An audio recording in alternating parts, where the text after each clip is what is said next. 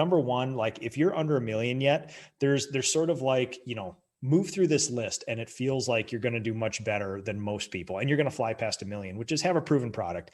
You shouldn't have questions about what primer, what brush, what spray tip, like get a proven product down. Then you start working on your estimating process. For me, gathering data from all that. You may not have the perfect data. You may not have the perfect job costing, but you got to start gathering this stuff because it's going to be useful a year from now when you're smarter and you have the capacity to look at this data. You want to start tracking your marketing stuff, just like you talked about. That's one of the things where it's like, where does my work come from? And even if you're not paying for marketing, knowing if it's past clients, repeat, referral, your community involvement, if they're friends, if they're family, if they're neighbor, knowing where it comes from is very important. So one of the smartest humans in this industry I've ever met, Jason Paris, said these words: your only competition is your own ability to execute your business plan. And he could not be better. So if you think anybody is holding you back, even other painters, you are statistically incorrect. It is you. Yeah. From there. So you might have a limiting belief that says, there's no good guys out there and I can't hire and I'll never grow more than 500 grand, or I'll never have the time to do the systems building that I need to do while also doing everything else. And so break that down, what's true, what's not, get some outside advice and be open-minded to hearing something that is not a current belief that you hold. And I think that open-mindedness is a real key personal trait to those that continue to grow and not get stuck on those roadblocks.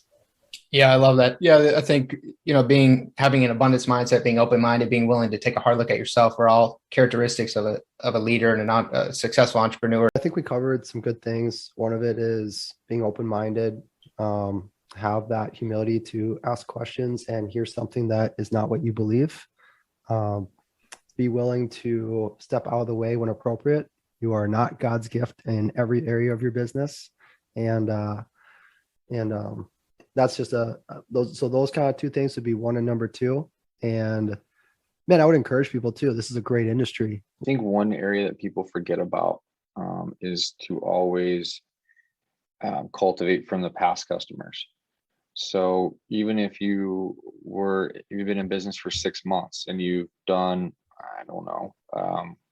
30 or 40 projects, maybe that's too many. But don't forget about them. Always be marketing back to your customer base. Always be asking for referrals from your customer base. So you are in an interesting situation for the Painter Marketing Mastermind podcast because you were below 1 million not too long ago, and now you've almost doubled at this point in a pretty rapid time frame. So what do you attribute that success to over the last couple of years? Really, it was creating that back support behind the scenes that really allowed us to grow, and that's tough for some people because you don't know if you're going to get the ROI out of it to pay them and make sure that they're worth, what you are paying them to be able to do other things. That's hard. Yeah, you kind of have.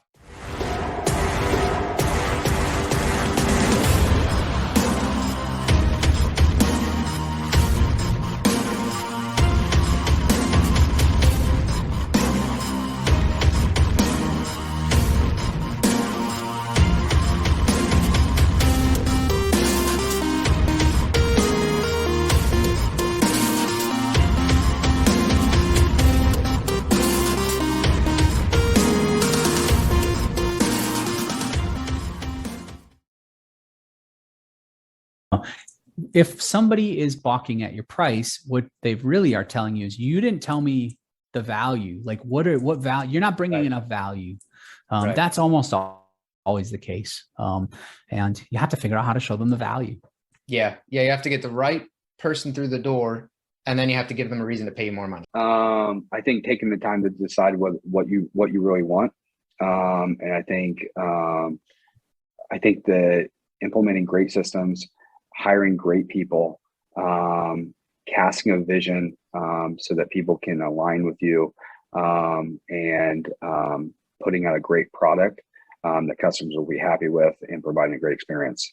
If you can do that, if you can make it repeatable and predictable, then you can scale it.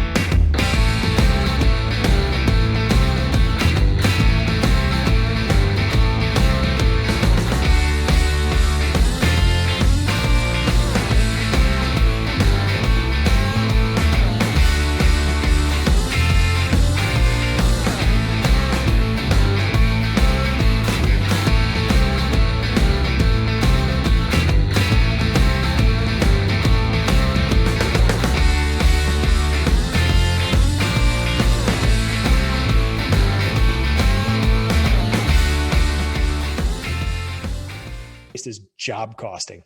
It took me about 5 to 8 years longer than it should have to start job costing consistently. And once I did, it gave me all this beautiful data, which all the other data is built on. It's the foundational data in your business, and every single thing, scheduling, recruiting, profitability, every problem, marketing, every problem you experience in business can in some way be solved by job costing. And I wish I would have done a lot sooner. Yeah, it makes sense. I think that a lot of painting company owners don't really focus on profit margin enough. Revenue is vanity, profit is sanity. Yes. I think everything comes back to that, because at the end of the day, how many dollars come through? We're focused on companies that make over $1 million. Well, those companies also tend to found ways to be profitable, or else you generally don't get to that size. But at the end of the day, the revenue doesn't matter. You don't take it home with you. The margin has to make sense.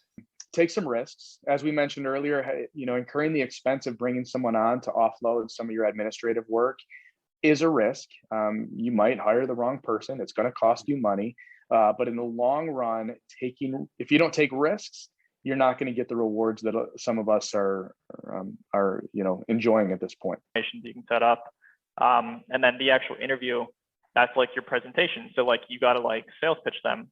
You're interviewing them and asking them questions, but do you know what motivates them, what makes them tick, why they're here? Do they plan on being here for 1 year or 20 years? Are they comfortable just painting forever, or do they want to work their way up to a project management or a general manager role? So we dissect them really hard. And what the issue is, you don't have a business that people want to work for. It's not that there aren't people hard truth work in your business, right? That's the hard part. I mean, the truth of the matter is that's the first business problem that painting companies typically run into is I can't hire my friends in my network, right? Now I need to hire people to come into my business, and they're going to get exposed to potentially chaos, and not everyone's willing to martyr themselves like I am for my company. And I don't have the same peer pressure that I do to my friends and family. So it's hard to recruit and retain labor. Yeah, that was a big topic that I discussed with Nick Slavic on his episode, was this idea that, the labor shortage is not as severe or final as a lot of painting company owners seem to think. Yeah, I don't want to downplay that it's a challenge.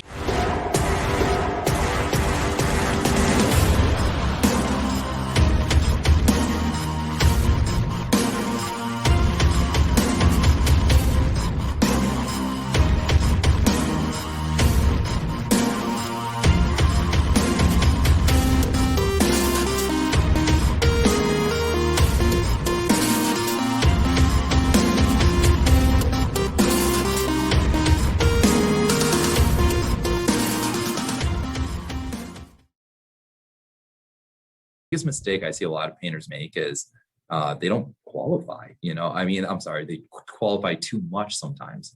They think that they can know when a painter or when a customer is going to buy their service by just asking a couple questions, or maybe they're not in a super wealthy neighborhood and they're eliminating a lot of leads that come through. Get your why figured out. You know, it's probably a never ending process, but try to get some clarity on that so you know why you want to grow your business.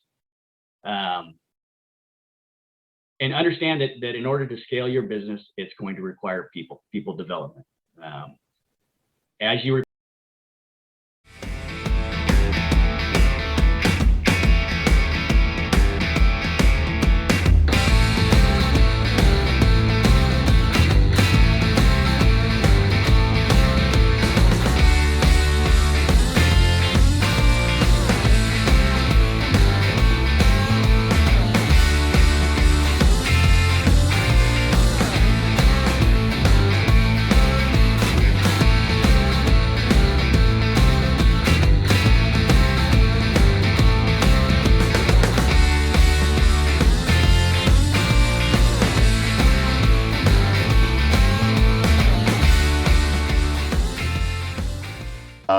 now, you know, and that's the difference between building a company or a business, or is, yes, a lot of entrepreneurs or painters they own a business, but they own a job because they have to go every day. Owning a company that operates on its own is very, very, very different. Yeah. And that's, we're towing that line of having the right people to be running a business, to be running a company. You need someone who's okay with changes left and right. So we chose to hire, based on skills. She has no resume. She's never stepped foot on a construction site. It's amazing. Doesn't know anything about paint. So just really, first is finding people with traits and values, not resumes and skills. And I think that's definitely helped us at least get the right people in there. And now this year we are, like you said, we're focusing on it.